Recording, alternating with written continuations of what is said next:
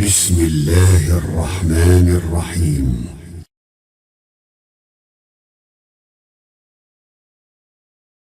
إن الحمد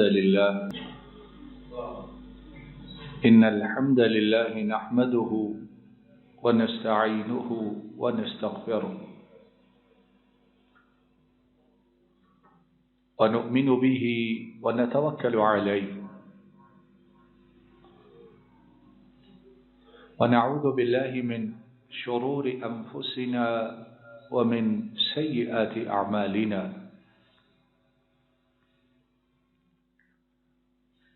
من يهده الله فلا مضل له ومن يضلل فلا هادي له.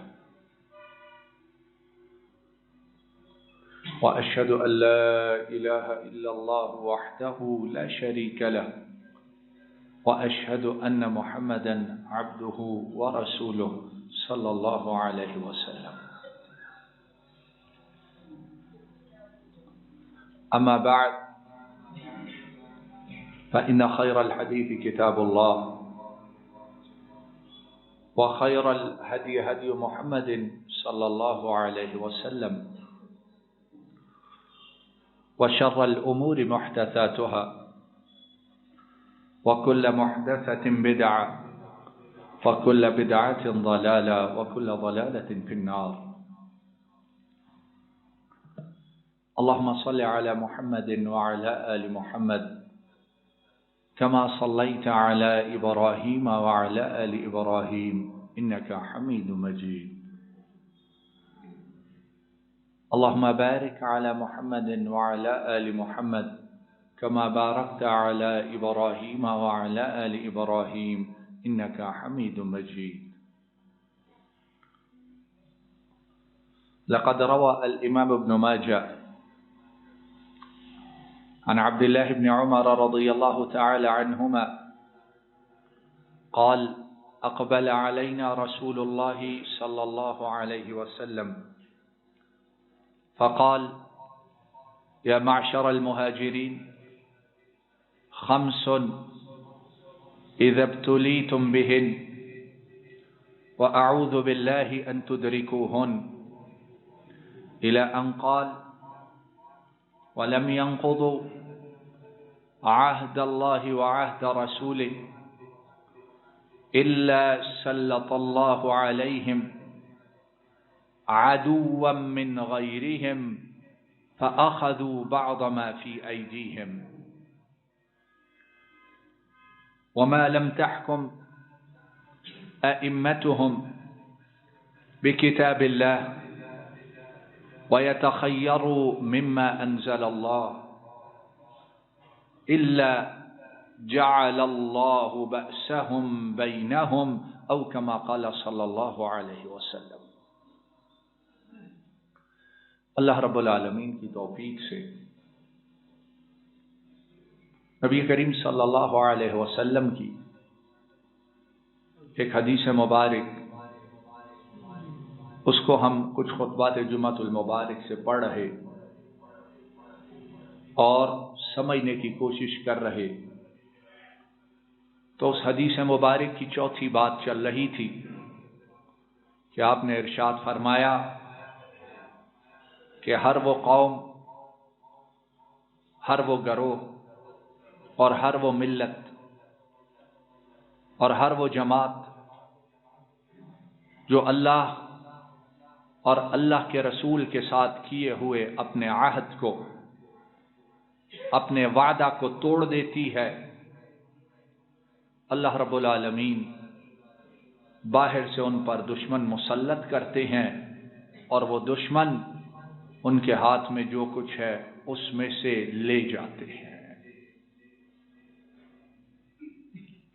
آج انشاءاللہ اسی چوتھی بات، اس کے متعلق ایک اور واقعہ صحابہ کرام کی زندگی سے سننے کے بعد پانچویں بات کے متعلق انشاءاللہ گفتگو کریں گے۔ تو چوتھی بات کہ جب بھی کوئی گروہ، کوئی جماعت کوئی ملک، کوئی ملت، کوئی طائفہ اور کوئی قوم اللہ اور اس کے رسول کے ساتھ جو وعدہ ہے، اور وہ وعدہ کیا ہے؟ لا الہ، سب کہیے لا الہ محمد، یہ وعدہ ہے کہ اللہ آپ کی بات یا مدینے والے کی بات۔ اس کے بعد ہمیں نہ کسی طرف دیکھنے کی ضرورت ہے، نہ کسی دروازے پہ جانے کی ضرورت ہے، نہ کسی چوکھٹ پہ سجدہ ریز ہونے کی ضرورت ہے، اور نہ ہی کسی اور کے سامنے جھولی پھیلانے کی احتیاج ہے۔ اور جو اللہ اور اس کے رسول کو چھوڑ دیتی ہے قوم، وہ قوم پھر دنیا والوں کی محتاج بن جاتی ہے، اور دنیا والے اسے اپنی ٹھوکروں پہ رکھ لیتے ہیں۔ اور آپ سب عقل مند، سمجھدار، پڑھے لکھے ہیں، خود ہی سوچ لو کہ آج ہمارا حشر کیا ہو رہا ہے۔ صحابہ کرام رضوان اللہ علیہم اجمعین، ان کی زندگیوں کا نچوڑ، ان کی زندگیوں کا خلاصہ، ان کی زندگیوں کا لب لباب، ان کی زندگیوں کا مقصد، ان کی زندگیوں کی ابتدا اور انتہا وہ کیا ہے؟ وَإِذَا دُعُوا إِلَى اللَّهِ وَرَسُولِهِ أَن يَقُولُوا سَمِعْنَا وَأَطَعْنَا، انہیں جب بھی بلایا گیا، جب بھی کہا گیا، جب بھی دعوت دی گئی، جب بھی حکم دیا گیا، تاریخ، سیرت، احادیث، ساری کتابیں اٹھا کے دیکھ لو، کہیں یہ نہیں ملے گا کہ انہوں نے کہا ہو کہ ابھی ہم کر نہیں سکتے، سوچیں گے، پھر آئندہ اس پر عمل کرنے کے متعلق کوئی راستہ اختیار کریں۔ امام بخاری حضرت انس رضی اللہ تعالی عنہ ان سے بیان کرتے ہیں ان رسول اللہ صلی اللہ علیہ وسلم جاءه رجل فقال أكلت الحمر، فسكت رسول الله صلى الله عليه وسلم، ثم أتاه الثانية فقال أكلت الحمر، فسكت رسول الله صلى الله عليه وسلم، ثم أتاه الثالثة فقال أفنيت الحمر، فنادى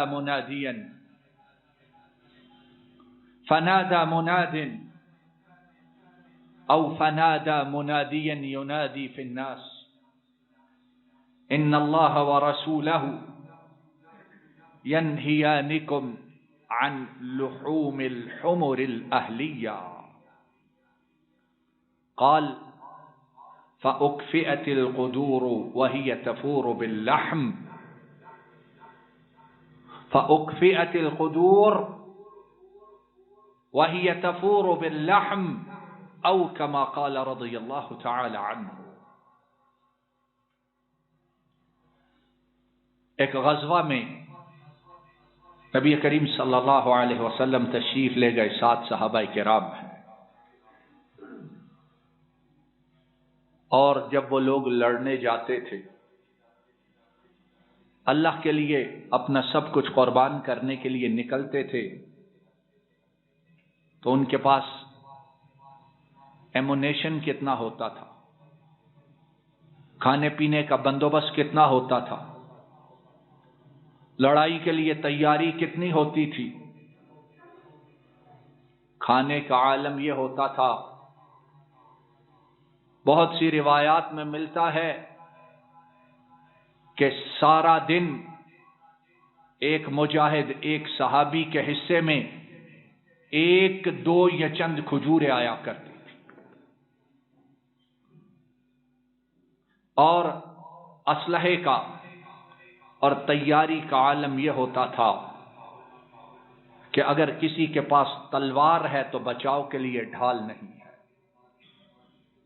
اور اگر ڈھال ہے تو دشمن کو مارنے کے لیے نیزہ نہیں ہے، اگر کمان ہے تو اس میں پھینکنے کے لیے تیر نہیں ہے، اور اگر یہ ہے تو جسم کو چھپانے کے لیے صرف ایک چادر میسر ہے۔ اس طرح یہ لوگ نکلتے تھے۔ تو غزوہ میں نکلے، کھانے پینے کا جو سامان تھا ختم ہو گیا، اور تھا ہی کیا، بھوک سے مجبور ہوئے تو انہوں نے گدھوں کو، سواری کے گدھوں کو ذبح کر کے کھانا شروع کر دیا، اور اس وقت تک ابھی گدھا حرام نہیں ہوا تھا، اس وقت تک ابھی گدھے کی حرمت نازل نہیں ہوئی تھی۔ کھایا انہوں نے۔ اب پہلے ہی سواریاں کم ہوتی تھی، ایک ایک سواری کو 2 2 3 3 اور بعض دفعہ 10 10 آدمی ایک سواری کو استعمال کرتے تھے، لیکن بھوک اور کھانے پینے کا سامان اس طرح ختم ہوا کہ گدھے ذبح کی اور کھانا شروع کیا۔ آنے والے نے آ کر کہا، اللہ کے رسول صلی اللہ علیہ وسلم، گدھے کھائے جا رہے ہیں۔ آپ صلی اللہ علیہ وسلم خاموش ہو گئے۔ پھر وہ آنے والا دوسری بار آیا، کہنے لگا، اللہ کے رسول صلی اللہ علیہ وسلم، گدھے کھائے جا رہے ہیں، ختم ہو جائیں گے، سواریاں آگے ہی کم ہیں، ہم کیا کریں گے؟ نبی کریم صلی اللہ علیہ وسلم پھر خاموش ہو گئے۔ پھر وہ آنے والا تیسری مرتبہ آیا، اور اب آ کر کہنے والے نے کہا کہ اللہ کے رسول صلی اللہ علیہ وسلم، گدھے جو ہے وہ ختم ہو گئے یا ختم ہونے والے ہیں۔ تو آپ صلی اللہ علیہ وسلم نے ایک منادی کرنے والے کو، اعلان کرنے والے کو بلایا اور کہا، جا کے اعلان کر دو کہ آج سے عرش کا رب، عرش والا رب اور فرش پر محمد کریم صلی اللہ علیہ وسلم، وہ دونوں تمہیں یہ حکم دیتے ہیں کہ آج کے بعد گھریلو گدھے وہ تم پر حرام کر دیے گئے ہیں۔ آج کے بعد انہیں کھانا نہیں ہے۔ اب وہ لوگ یہ جو گدھے ذبح کر کے کھا رہے تھے، کو پکنک پر گئے ہوئے تھے، کو جس طرح لوگ باہر جاتے ہیں باربیو کر کر بڑے مزے سے کھا رہے ہیں، کو انٹرٹینمنٹ اپنی کر رہے ہیں، نہیں، یہ اللہ کی راہ میں نکلا ہوا وہ لشکر ہے، یہ اللہ کی راہ میں نکلے ہوئے وہ گروہ ہیں، اور اللہ کی راہ میں نکلے ہوئے یہ وہ اصحاب کرام ہیں کہ جن کا ساتھ دینے کے لیے آسمان سے جبریل امین اور دوسرے فرشتے آتے ہیں۔ اعلان ہوا کہ اللہ اور اس کے رسول نے آج سے گھریلو گدھوں کو حرام کر دیا۔ راوی کہتے ہیں جب یہ اعلان لشکر میں گونجا، لشکریوں کے کانوں میں پڑا، تو اس وقت جو گدھے تھے ان کے گوشت کو ہنڈیوں میں ڈال کر، برتنوں میں ڈال کر پکایا جا رہا تھا، اور جب کھانا پک رہا ہو اور خوشبو اٹھ رہی ہو اور کھانے والا انتظار کر رہا ہو، اس وقت اشتہا کا، بھوک کا عالم کیا ہوتا ہے؟ اس وقت صبر ہوتا ہے، اور ہیں بھی سفر میں، مسافر ہیں، گھروں میں آرام سے نہیں بیٹھے ہوئے، اور یہ نہیں ہے کہ ناشتہ خوب اچھی طرح کیا ہے، پھر اس کے بعد اور چیزیں کھائی ہیں، پھر پھلوں کے ساتھ دل کو بہلایا ہے؟ نہیں، بھوک مسلط ہے اور ہنڈیاں وہ گوشت کے ساتھ جوش مار رہی ہیں اور کھانے والے انتظار میں بیٹھے ہیں۔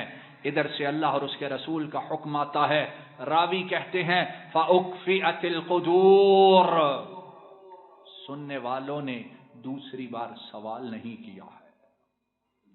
سننے والوں نے یہ نہیں کہا کہ اللہ کے رسول کو جا کے ایک بار کہہ آئیں کہ ابھی کھا لے بعد میں، نہ کہا، انہوں نے برتنوں کو، ہنڈیوں کو پکڑا، گوشت جوش مار رہا ہے، پکنے کے قریب ہے، انہوں نے ان ہنڈیوں کو، ان برتنوں کو گوشت سمیت زمین پر الٹا کر ضائع کر دیا۔ کسی نے یہ نہیں کہا کہ ایک بار اجازت لے آئیں کہ آخری بار ہے، ضائع ہو جائے گا، نہ،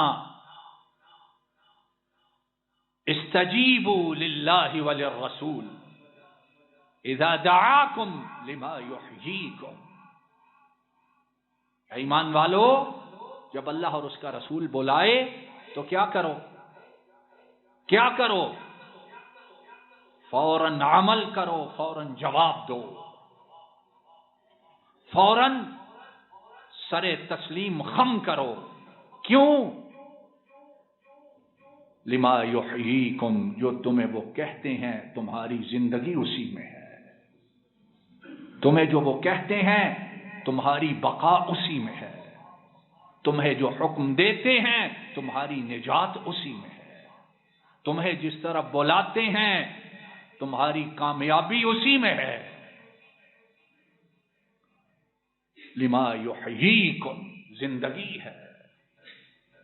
اور جس دن ہم پاکستانیوں کو اور ساری امت کو یہ بات سمجھ آ گئی، پھر کسی اور کے دروازے پہ جانے کی ضرورت ہے؟ بولو، پھر کسی سے گندم مانگنے کی ضرورت، پھر چینی باہر سے امپورٹ کرنے کی ضرورت، پھر تیل جس نے لوگوں کی نیندیں حرام کر دی، جس نے لوگوں کو گاڑیوں سے اتار کر سائیکلوں پر بٹھا دیا ہے، اور پتہ نہیں آنے والے وقت میں اور کیا ہوتا ہے کہ نہیں؟ یہ بات خبریں لگتی ہیں، اب فلاں بم عوام پر، اب فلاں دھماکہ عوام کے لیے، اور کاش کہ ہم سمجھنے والے بن جائیں، جب عرش والے کو راضی کر لیں گے، مدینے والے کی باتوں پر عمل پیرا ہو جائیں گے۔ وَلَوْ أَنَّ أَهْلَ الْقُرَىٰ آمَنُوا وَاتَّقَوْا لَفَتَحْنَا عَلَيْهِمْ بَرَكَاتٍ مِّنَ السَّمَاءِ وَالْأَرْضِ وَلَٰكِن كَذَّبُوا فَأَخَذْنَاهُمْ بِمَا كَانُوا يَكْسِبُونَ، فرمایا اگر بستیوں والے ایمان لے آئے، متقی بن جائیں، تو رحمتیں ہم آسمان سے بھی اتاریں گے اور زمین بھی اپنی رحمتوں کے خزانے اگل دیں گی۔ اور پھر کیا ہے؟ فرمایا لیکن یہ لوگ جھٹلاتے ہیں، اور جب جھٹلاتے ہیں تو جو کچھ کرتے ہیں پھر اس کے ساتھ ان کی پکڑ کی جاتی ہے۔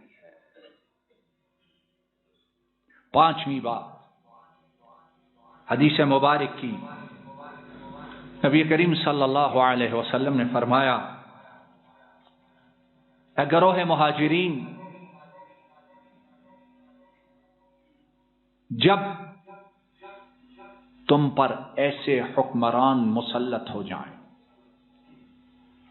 جب تم پر ایسے حاکم آ بیٹھیں، جب تمہارے اوپر ایسے بیٹھے ہوں جن کی لگامیں، تمہاری لگامیں ان کے ہاتھ میں ہوں، اور وہ کرے کیا؟ جو کچھ اللہ نے قرآن میں نازل کیا ہے اور جو کچھ اللہ نے وحی کے ذریعے اپنے رسول کو بتلایا ہے، اگر اس پر عمل پیرا نہ ہو، اس کو نافذ نہ کرے، اس کو اس زندگی کے لیے کافی نہ سمجھے، اور افسوس یہ ہے کہ جو سروں پر بیٹھے ہیں انہیں خود ہی بٹھایا ہے، انہیں خود ہی بلایا ہے، ان کے علاوہ ہمیں کوئی اور پسند ہی نہیں آیا ہے، ان کے علاوہ ہمارے دل کو کوئی اور بھایا ہی نہیں ہے۔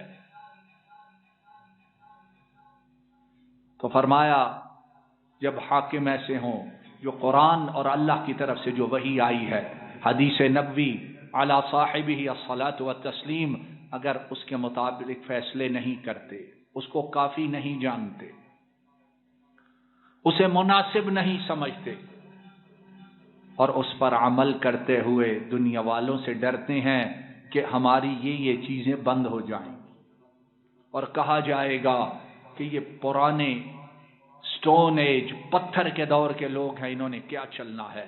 فرمایا جب ایسے ہوگا تو پھر کیا ہوگا؟ فرمایا اللہ رب العالمین تمہارے آپس میں دشمنیاں، عداوتیں اور بغض اور کینہ ڈال دے گا، آپس میں ہی لڑ لڑ کے مر جاؤ گے، آپس میں ہی ایک دوسرے کو برداشت نہ کر سکو گے۔ ہو رہا ہے کہ نہیں ہو رہا ہے؟ اوپر والے آپس میں لڑ رہے ہیں، نیچے والے آپس میں مر رہے ہیں، جدھر دیکھو ہر کوئی کہتا ہے ٹھیک میں ہوں، باقی سارے غلط ہیں۔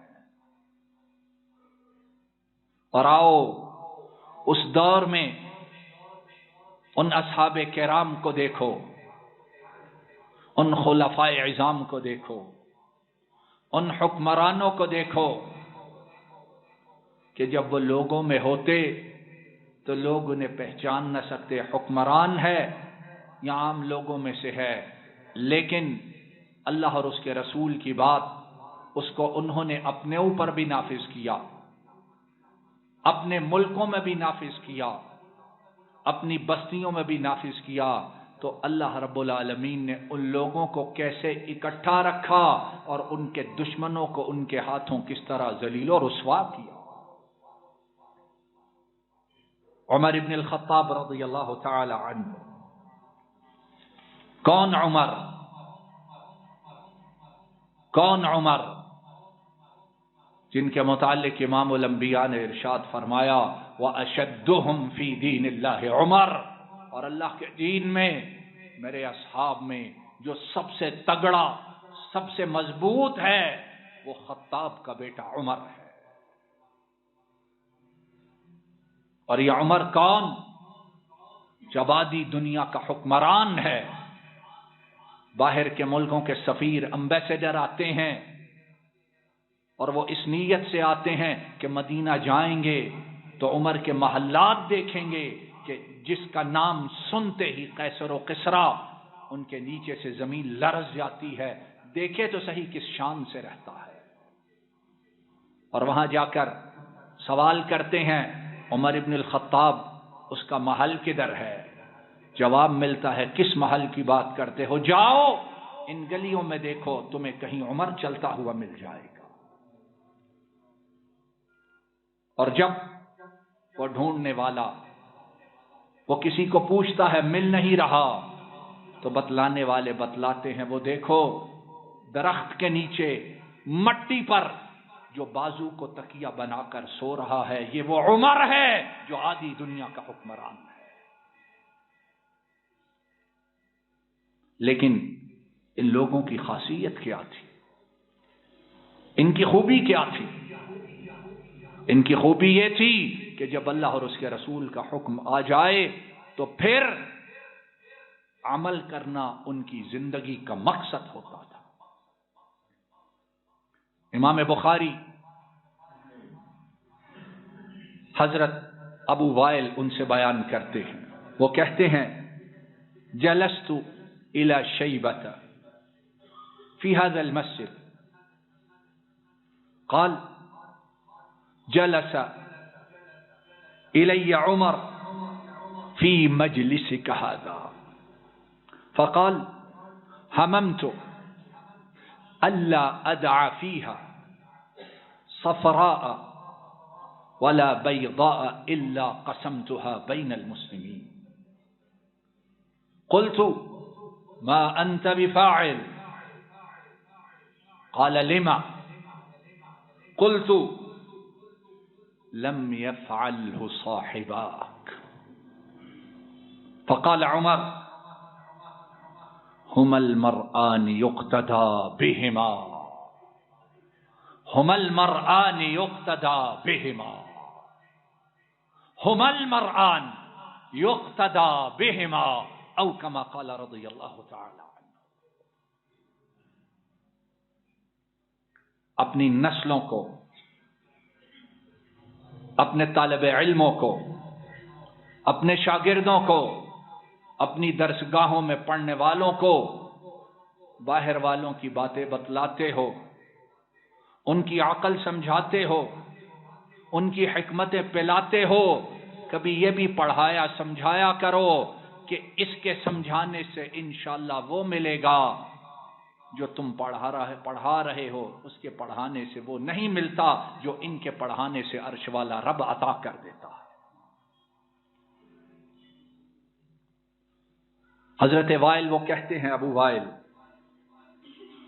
کہ حضرت شیبہ ان کے ساتھ میں اسی مسجد میں بیٹھا تھا، اور اس مسجد سے مراد کون سی مسجد ہے؟ بیت اللہ.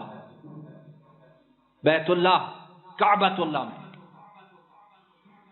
شیبہ کہتے ہیں ابو وائل کو، اور ابو وائل کہتے ہیں میں شیبہ کے ساتھ اسی مسجد میں جب بیٹھا تھا، یعنی بیت اللہ میں، تو مجھے شیبہ نے کہا ابو وائل، جس جگہ تو میرے ساتھ بیٹھا ہے اسی جگہ میں عمر کے ساتھ بیٹھا تھا. اور عمر کون تھا اس وقت؟ خلیفۃ المسلمین تھا. عمر کون تھا اس وقت؟ آدھی دنیا کا اکیلا حکمران تھا. تو شیبہ کہتے ہیں میں اسی مسجد میں اسی جگہ حضرت عمر کے ساتھ بیٹھا تھا. تو عمر ابن الخطاب وہ مجھے کہنے لگے شیبہ، میں نے ارادہ کیا ہے کہ کعبۃ اللہ کے اندر جتنا سونا اور چاندی ہے اسے میں مسلمانوں میں تقسیم کر کے یہاں سے اٹھوں گا. کس میں تقسیم کروں گا؟ بولو بولو تو صحیح اللہ کے بندو، کس میں تقسیم کروں گا؟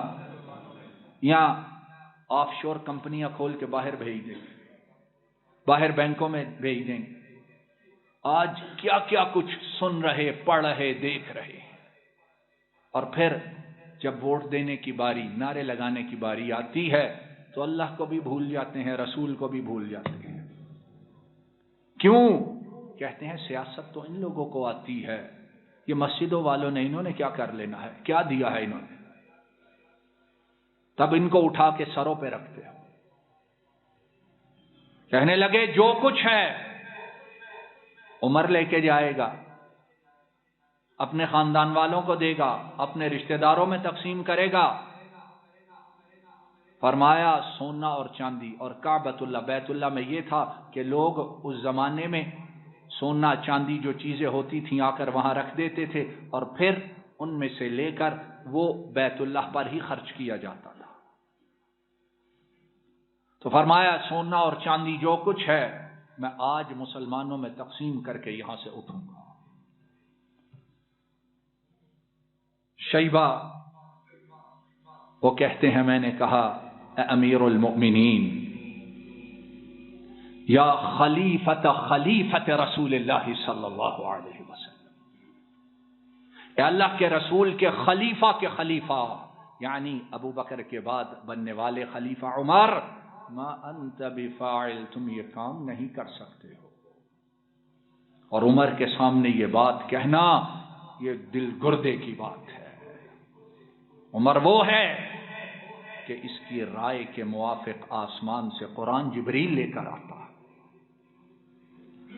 ما انت بفاعل، عمر تم نہیں کر سکتے ہو. عمر ابن الخطاب نے کہا لیما، شیبہ کیوں نہیں کر سکتا؟ کون ہے مجھے روکنے والا؟ تو شیبہ نے کس کا نام دیا، کس کا حکم دکھایا، کس کا عمل ان کے سامنے رکھا؟ کہا عمر اس لیے نہیں کر سکتے کہ تم سے پہلے تمہارے آقا نے، تمہارے رسول نے، تمہارے مقتدا نے، اور اس کے بعد ابو بکر صدیق نے یہ کام نہیں کیا۔ اور جو کام امام الانبیاء نے نہ کیا، اور امام الانبیاء کے بعد اللہ کی مخلوق میں انبیاء اور رسولوں کے بعد سب سے بہترین ابو بکر نے نہ کیا، عمر تم کیسے کرو گے؟ عمر بن الخطاب نے کیا کہا کہ نہیں، اب حالات بدل گئے، اب میری سمجھ میں اور بات آ گئی، نہیں اب ضرورتیں بدل گئی، اب زمانہ بدل گیا، اب جدید دور آ گیا، ہم آدھی دنیا پہ حکمران ہیں، اب کیا ضرورت ہے؟ عمر بن الخطاب نے سنا تو فوراً کہا اگر ممکن ہو تو اس عبارت کو سینوں پر لکھ کر لے جاؤ، ہم المرآن یقتدی بہما، اے کہنے والے تو نے صحیح کہا،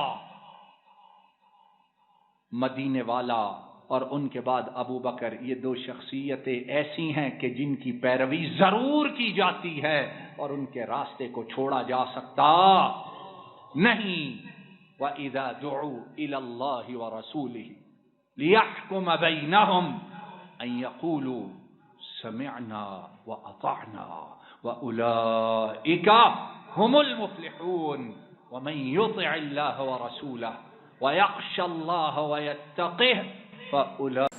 السلام علیکم ورحمۃ اللہ، یہ ڈاکٹر فضل الہی صاحب کا آفیشیل یوٹیوب چینل ہے، اس کو لائک، سبسکرائب اور شیئر کریں اور بیل آئیکن پریس کریں تاکہ نئے آنے والی ویڈیوز کا نوٹیفیکیشن آپ کو موصول ہو سکے۔ جزاکم اللہ خیر۔